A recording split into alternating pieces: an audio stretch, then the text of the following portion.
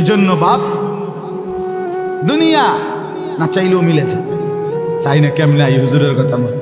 আরে বেটা, তকদিরে আল্লাহ লেখছেই এমনি, আপনি মেহনত করবেন, এটা করবে, এটা লেখাই এমনি, ফায়সালাটাই এমনি। আপনি কাম না করে হইবেন, আপনি 14 গোষ্ঠী তো পারতো না, আপনার আশ্রয় হইলেও কাম করাবে। লেখাই মালিকের এরকম, আপনি করবেন সে করবেন, আপনি সচল থাকবেন সে অচল, এটা মালিকের ফায়সালাই। তো অন্ধরে যদি খোদাই বানায় তো চোখওয়ালারে খোদাই বানাইছে না? কথা বোঝেন নাই আমার? তাইলে এই জন্য গোটা কায়নাত আল্লাহ তাআলার তাকদীরের ফায়সালা অনুপাতে আল্লাহর ফায়সালায় চলছে। লা নাসআলুকা রিজকা নাহনু নারযুকুক ওয়াল আকিবাতু লিত্তাকওয়া। রব্বুল আলামিন বলেন, বান্দা সংসার চালাইতে গিয়ে, বিবি বাচ্চা চালাইতে গিয়ে রিজিকের ফিকির, রিজিকের বন্দোবস্ত, রিজিকের জন্য সহযোগিতা আমি তোমার কাছে চাই না। নাহনু নারযুকুকা, আমি আল্লাহ একাই সকলকে রিজিক দেব। আল্লাহর ওয়াদায়, আল্লাহ তাআলার ওয়াদা। জমিন আমার, কায়নাত আমার। ইন্না জাআলনা মা আলাল আরদি জিনাতাল লাহা। আল্লাহ বলেন গোটা জমিনের সব কিছু আমি আল্লাহ সৌন্দর্যময় করে, উপকরণ করে আমি সাজিয়েছি। আসমান উপরে কেন, জমিন নিচে কেন, সূর্য ওইদিকে উঠে কেন, চন্দ্র উঠে কেন, ফুল ফল, গাছ ফল ফসল, ক্ষেত পাহাড়, নদী সাগর খাল বিল, ফুলের সৌন্দর্য, পাখির কিচির মিচির, আল্লাহ বলেন এই বৈচিত্র্যময় মাখলুকাত আমি রব্বুল আলামিন সাজিয়েছি। কে কে সাজিয়েছেন? লিনাবলুয়াহুম আইয়ুহুম আহসানু আমাল। পরীক্ষা করার জন্য আমার বান্দা তোমাদের কার আমল কদ্দুর সুন্দর। এই জন্য দুনিয়া আমি সুন্দর করছি, তুমি আর দুনিয়া সাজান লাগতো না। বোঝেন না এমনি কথা? তুমি তোমারে সাজাও বেটা, তুমি দুনিয়া সাজান লাগবে না। দুনিয়া আমি সুন্দর সাজাইছি। তোমার সোফাইলের ডিজাইন আরো ডিজাইন করো, আমার ফুলের এক সৌন্দর্যের সামনে সেটা কিছুই না। ঠিক না বলে? এক ছোট্ট পাখির সৌন্দর্যের কাছে তোমাদের হাজারো ডিজাইনারের কারু কাজ কিছুই না, কিছুই না, কিছুই না। আমি তো বলি, আল্লাহর পাক যে বলছেন বুঝার জন্য বলি, যুয়্যিনা লিন-নাসি হুব্বুশ শাহওয়াতি মিনান নিসা। আল্লাহ তাআলা বলেন নারীকে আমি প্রথম মানুষের জন্য সৌন্দর্যের উপকরণ বানিয়েছি। তাহলে এক নারী আল্লাহ তাআলা সাজিয়েছেন। আল্লাহ বলে গোটা পৃথিবী একদিকে, নারীর সৌন্দর্য একদিকে। তুমি দেখো, নজর ফিরবে না। বিবির দিকে তাকিয়ে দেখো, হালাল দিকে তাকিয়ে দেখো। এজন্য বাপ, আবারও বলছি, আজকে আমি লম্বা বয়ান করতে চাই না।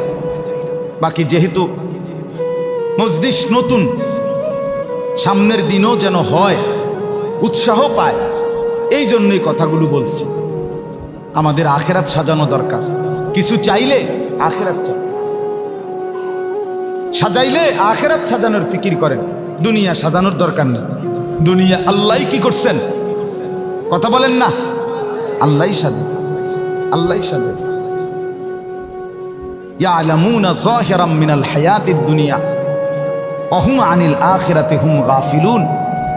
আল্লাহ তাআলা বলেন, আমার বান্দা তোমরা যে দেখছি কেবল দুনিয়ার বাহ্যিক অংশ, উপরের অংশ, এটাই দেখি তোমরা কেবল বুঝতেছ।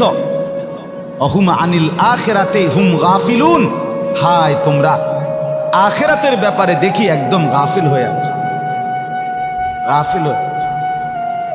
একটা সূরা ঠিক করতে বললে সময় নাই, একটা রুকু ঠিক করতে বললে সময় নাই, একটা দোয়া কালাম ঠিক করতে বললে সময় নাই।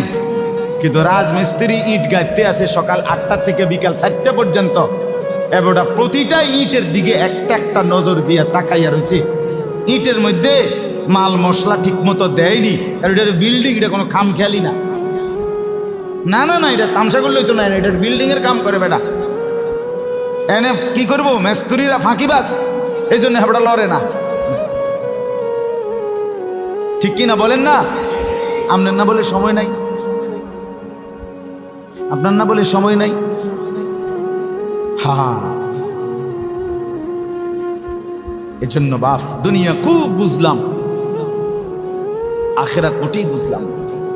যুবক যে কয়জন ভাই আছো তোমাদেরকেও বলি, বাবা, বন্ধু আমার, প্রিয় ভাই আমার, তুমি সবচেয়ে বেশি ইবাদতের উপযুক্ত।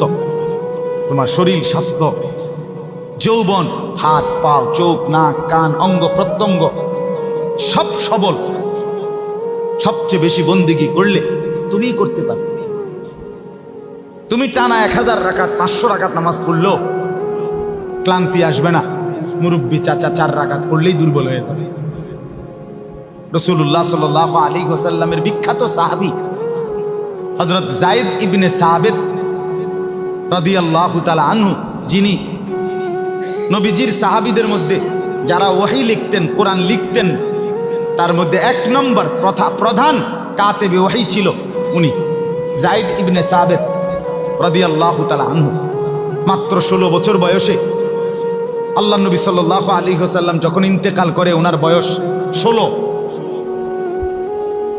সে 11 কিংবা 12 বছর বয়স থেকেই তিনি ওহী লিখতেন।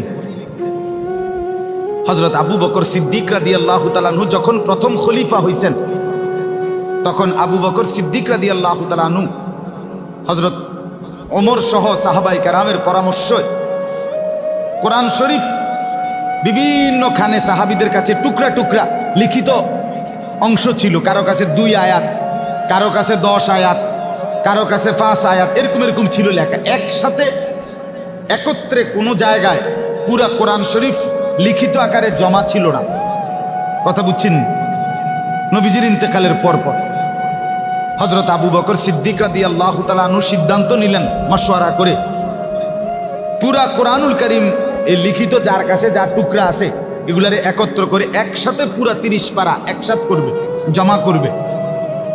এখন এই কাজটা এই সমস্ত সাহাবীদের থেকে ঘুরে ঘুরে তালাশ করা, যাচাই বাছাই করা, কোনটা আগে কোনটা পরে, কোন সূরা কমনে, এই সবটা কাজ নতুন করে শৃঙ্খলাবদ্ধ করা, এটা একটা ভারী কাজ কিনা?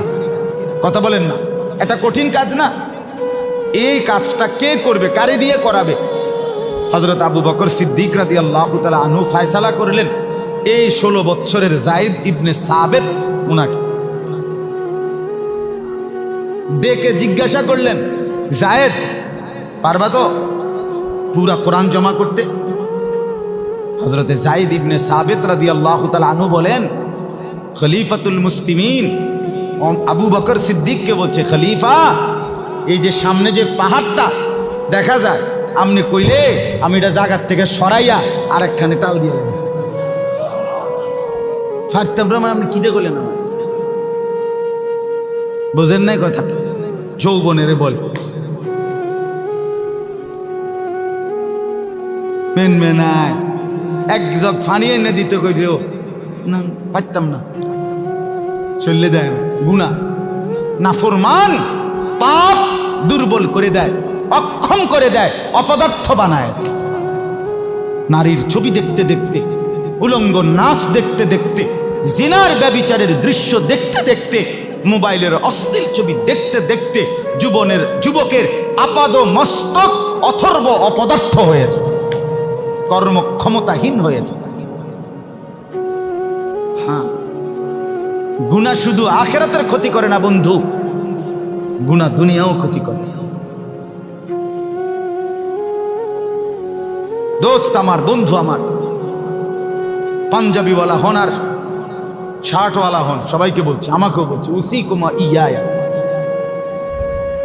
আমাকেও আপনাকেও মোবাইলের গুনাহ ছেড়ে দেন। গুনাহ আপাদমস্তক দুর্বল বানায়। আখিরাতের ক্ষতি তো আছেই, দুনিয়ার কমপক্ষে 5টা ক্ষতি। হযরত আব্দুল্লাহ ইবনে আব্বাস রাদিয়াল্লাহু তাআলা আনহু বলেন, গুনাহ 1 নম্বরে সাওয়াদান ফিল ওয়াজহ, চেহারা কালো করে দেয়। 2 নম্বরে জুলমাতান ফিল কলব, অন্তরটাকে অন্ধকার করে দেয়। 3 নম্বরে ওয়াহানান ফিল বাদান, শরীর দুর্বল করে দেয়। 4 নম্বরে দাইকান ফির রিজক, রিজিক সংকীর্ণ করে দেয়। খাবার দাবারের চাহিদা, খাবার দাবার, রিজিক সংকীর্ণ হয়ে যায়। আর হলো বুগদাতান ফি কুলুবিল খালক, মানুষের অন্তরে ঘৃণা তৈরি করে। এই লজ্জার চাইতে মানুষের অন্তরে ঘৃণা তৈরি করে। তাহলে গুনার দুনিয়ার মধ্যে ক্ষতি আছে কি? আখিরাতের ক্ষতি সে তো আছে, সে তো আছে। এজন্য কোরআনুল কারীমের একটি আয়াত পড়েছি, আর অল্প একটু কথা। আল্লাহ তাআলা বলেন 28 নম্বর পারা 66 নম্বর সূরা, সূরায়ে তাহরীম, এই সূরার 6 নম্বর আয়াত।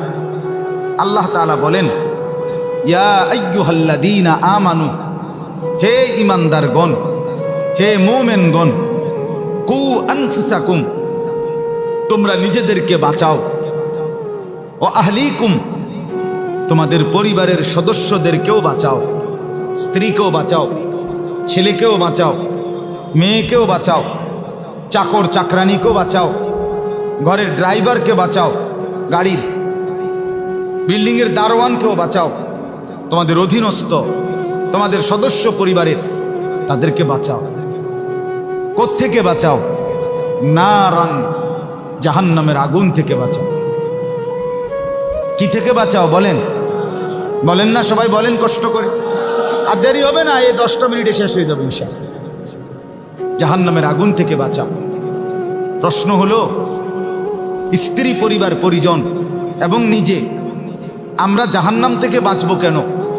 আল্লাহ তাআলা বলেন, তুমি যে মানুষ এই কারণে। যদি তুমি ছাগল হইতা অসুবিধা ছিল না, তুমি যদি গরু হইতা সমস্যা ছিল, তুমি যদি ভেড়া হইতা কোনো অসুবিধা ছিল, তুমি যদি ইন্দুর হইতা অসুবিধা আছে। তুমি যে মানুষ এই কারণে সমস্যা। এই কারণে বলছি জাহান্নাম থেকে বাঁচো। প্রশ্ন হলো, মানুষ হইলে জাহান্নাম থেকে বাঁচতে হবে কেন? আল্লাহ তাআলা বলেন, ওয়াকুদুহান নাস ওয়াল হিজাজ, কারণ আমার বান্দা, জাহান্নামের আগুনের লাকড়ি হবে মানুষ এবং পাথর। জাহান্নামে ছাগলকে ফেলা হবে না, জাহান্নামে গরুকে ফেলা হবে না, জাহান্নামে কুকুরকে ফেলা হবে না, জাহান্নামে বিড়ালকে ফেলা হবে না, জাহান্নামে মানুষ ফেলা হবে। আর তুমি তো মানুষ, তোমার স্ত্রী তো মানুষ, তোমার ছেলে মেয়ে তো মানুষ, তোমার চাকর চাকরানি, তোমার ড্রাইভার দারোয়ান, এরা তো কি মানুষ কিনা? এই জন্য ওয়াকুদুহান নাস ওয়াল হিজারা, রব্বুল আলামিন বলেন, জাহান্নামের আগুনের লাকড়ি হবে মানুষ এবং পাথর। তাফসীরের মধ্যে লিখছে, হযরত ঈসা আলাইহিস সালাম একদিন চলার পথে এক পাহাড়ের উপরে বড় কিছু পাথরকে দেখলেন, পাহাড়ের মাটি থেকে উঁচা আলাদা ঝুলে আছে পাথর। হযরত ঈসা আলাইহিস সালাম আল্লাহকে জিজ্ঞেস করলেন, রব্বুল আলামিন, এই পাথর পাহাড় থেকে আলগা হয়ে ঝুলে আছে কেন? রব্বুল আলামিন বলেন, ঈসা যেদিন এই পাথর শুনেছে জাহান্নামের আগুনের লাকড়ি হবে পাথর, সেই পাথর লাফ দিয়ে উপরে উঠে আমি আল্লাহর ভয়ে এইভাবেই ঝুলে আছে।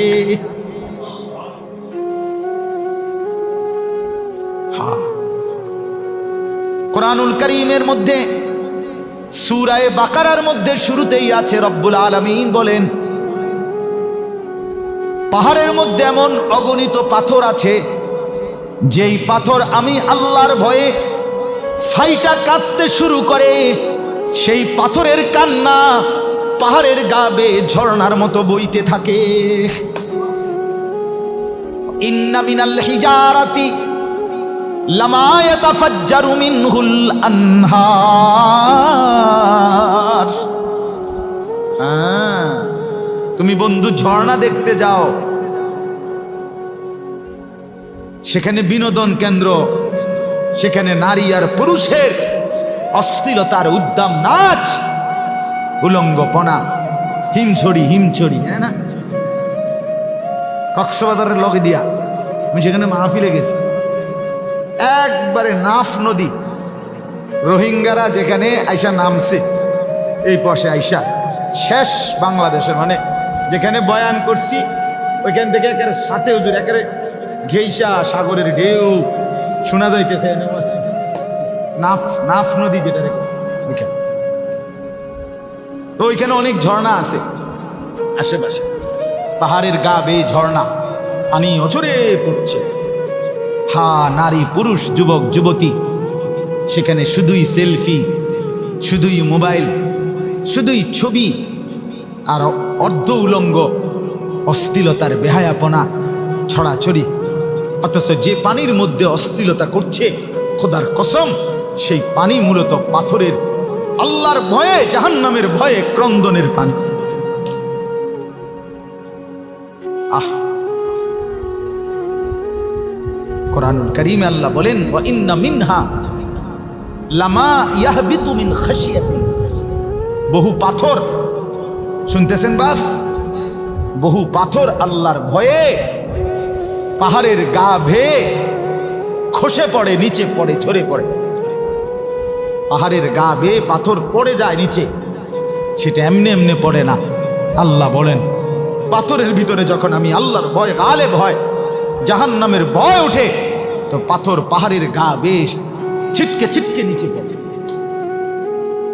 বন্ধু আমার, বাপ আমার, ভাই আমার, চাচারা আমার, বাবারা আমার, জাহান্নামের ভয়ে পাথর, পাথর জ্বললেই কি আর শুকাইলেই কি? কথা বলেন না, কথা বোঝেন না। পাথর এটা মাটির ভিজলেই কি, পানির ভিজলেই কি, আর আগুনে পুড়লেই কি, এটার অনুভূতি কি? কিন্তু সেই পাথর যদি এই পরিমাণ ভয় করে, ইনসান হিসাবে আমি আপনি কি পরিমাণ ভয় করা উচিত? ওই ভাই, ওই লাল শার্ট, এই যে লাল শার্ট কালো শার্ট, কি করছেন আপনারা দুইজন এখানে? এই ছেলে,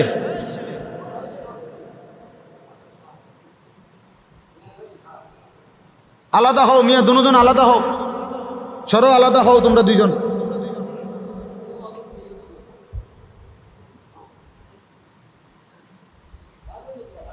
হ্যাঁ হ্যাঁ, কোনো ছাড়াছাড়ি নাই। আমি সোজা মানুষ, টর্চ লাইটের মতো চোখ ঘুরাই, এটা আমার তবিয়ত। ঠিক করুন লাগবো, চেষ্টা না করলে হবে না। আল্লাহ ভরসা হুজুর, আস্তে আস্তে ঠিক হয়ে যাবো। ফুলাইন মানুষ, এসবের রঙের আলাপ ওইতো না, বুঝেন নাই? আস্তে আস্তে কি যাব, ঠিক হয়ে যাইব। 12 বছরের ছেলে বইয়া বইয়া সারাদিন সারা রাত মোবাইল টিপে, টেলিভিশন চায়, একটা সেজদা দেয় না। হায় বাপ, আপন বাপে কয়, মায়ে কয়, এবড়ার ঘরে থাইকা তার ছেলেগা নামাজ পড়ে না, উনি কয় আল্লাহ ভরসা আস্তে আস্তে বলে ভালো হয়ে যাবে। ফুলাইন মানুষ, ফুলাইন মানুষ, বদনসিব মা বাপ, বদনসিব। আপন মা বাপ এত নির্দয় হয় কিভাবে বলে? মা বাপ এত পাষাণ হয় কেমন? আমার সন্তান, আমার ছেলেটা 3 দিন আমার সাথে খুলনা ছিল, 12 বছরের ছেলেটা। ফজরের আগ টাইমে আধা ঘন্টা আগে, 40 মিনিট আগে আমি আসছি বাসায়, সে আইসেই শুয়ে গেছে। এরপরে আমার প্রায় 20 মিনিট সময় লাগছে তারে ফজরের নামাজের জন্য উঠাইতে, কিন্তু আমি উঠাইছি শেষ পর্যন্ত, কারণ তার আর চলতেছে না। সারা রাত গাড়িতে করে আসছে খুলনা থেকে। আমি বলছি না আব্বা, নামাজ পড়ে লাও, ফজরের নামাজ পড়ে এবার তুমি জোহরের আগ পর্যন্ত ঘুমাও আব্বা, আমার কোনো অসুবিধা নেই। হেতে উঠতে চায় না। এরপরে একবার বাথরুমে ঢুকছে, ঢুকা আবার বাইরে। আমি বলি আব্বা অজু করছো নি বা পুরা অজু করছো নি? কয় না। আমি আবার যাও, মানে হেতের জানে কুলাইতেছে না কোনোবার। আমাকে আমার চেষ্টা করতেই হবে কিনা, এটা আমার জিম্মাদারি কিনা বলেন না? আমার সন্তানের কল্যাণ আমি না দেখলে কে দেখবে? আমার বিবির ভালো আমি না দেখলে কে দেখবে? আমার মেয়েটার কল্যাণ আমি না দেখলে দেখবে কে বাপ? আমার ছেলে আমার ঘরে নামাজ পড়বে না, আমি বাপ হলাম কেমনে? আমার সাথে সারা জীবনের সঙ্গী আমার স্ত্রী নামাজ পড়বে না, আমি স্বামী মেনে নেই কিভাবে? এটা কিভাবে সম্ভব? কিভাবে মেনে নেওয়া এটা? এজন্য বাপ, জাহান্নামের ভয়ে পাথরের কথা বলতেছিলাম, পাথর যদি এভাবে কাঁপে, আমরা মানুষ হিসাবে কি পরিমাণ ভয় করা উচিত জাহান্নামে। কোরআনুল কারীমের মধ্যে আল্লাহ তাআলা বলেন, ফাআনযারতুকুম নারান তালাযযা। আল্লাহ তাআলা বলেন, আমার বান্দা আমি আল্লাহ তোমাদেরকে, আমি আল্লাহ নিজে স্বয়ং লেলিহান ধাউ ধাউ করে জ্বলা জাহান্নামের আগুনের ভয় বান্দা আমি দেখাচ্ছি তোমাকে। ফাআনযারতু, আমি ভয়। কথাটা যেন এমন যে রে আমি বলছিলাম কথাটা, তুই আমার কথাটা গুরুত্ব দিলা না। দুনিয়ার কোনো নামি দামি মানুষ এরম বলে কিনা বলেন যে কথাটা তো আমি বলছিলাম, আমার ড্রাইভাররে দিয়ে কোয়াইছি না, আমার হেল্পাররে দিয়ে বলাই নাই, বেটা কথাটা আমি বলছিলাম, তুই আমার কথাটা পাত্তা দিলা না। আল্লাহ তাআলা ঠিক এভাবে বলে, বান্দা জাহান্নামকে ভয় করার কথাটা কিন্তু আমি বলছিলাম, তোর মালিক আমি বলছিলাম। তুই কার কথায় ঠাট্টা মারলি, কার কথা ফেলে দিলি? হুজুররা বললে পাবলিক আও মারতো না চাই, এরকম কয় চাই। হুজুররা এমনও কিছু বাড়াইও কইতে লাগলে আর বেরেক বুরুক থায় না, বুঝেন না কথাটা? হায় হায় হায় হায়, কি বলল? বাড়াইয়ে বলার তো সুযোগে নাই। জান্নাতের বর্ণনা আর জাহান্নামের বর্ণনা আল্লাহ তাআলাই কোরআন এবং রাসূল সুন্নাহর মধ্যে যা দিয়েছেন তাই তো স্যাম্পল, অল্প কদ্দুর। আসল বর্ণনা আল্লাহ তাআলা তো বলছেন, বান্দা আইসো তো দেখবা। হ্যাঁ, আইলে না দেখবা। ফালা তা'লামু নাফসুম মা উখফিয়া লাহুম মিন কুররাতি আ'য়ুন জাযাআম বিমা কানু ইয়ামালুন। রব্বুল আলামিন বলেন, আমার বান্দা জান্নাতের বর্ণনা যা শুনেছো, এটা দেব ওটা দেব সেটা তো শুনেছই, কিন্তু সত্যিকার জান্নাতের সামনে যখন ঢুকবা, আমি রব্বুল আলামিন জান্নাতের নাজ ও নেয়ামত যখন তোমার সামনে খুলে ধরবো, মেলে ধরবো, সাথে সাথে তোমার চক্ষু শীতল হয়ে যাবে, কলিজা ঠান্ডা হয়ে যাবে, চোখ ঠান্ডা হয়ে যাবে। আল্লাহ তাআলা এজন্য আল্লাহ তাআলা বলেন, বান্দা আমি ভয় দেখাইলাম। আজকে আমার এটাই কথা বাপ, এই আয়াত থেকে জাহান্নামের আগুনকে ভয় করেন, জাহান্নামের আগুনকে ভয় করেন। লাহুম মিন ফাওকিহিম যুলালুম মিনান নার ওয়া মিন তাহতিহিম যুলাল।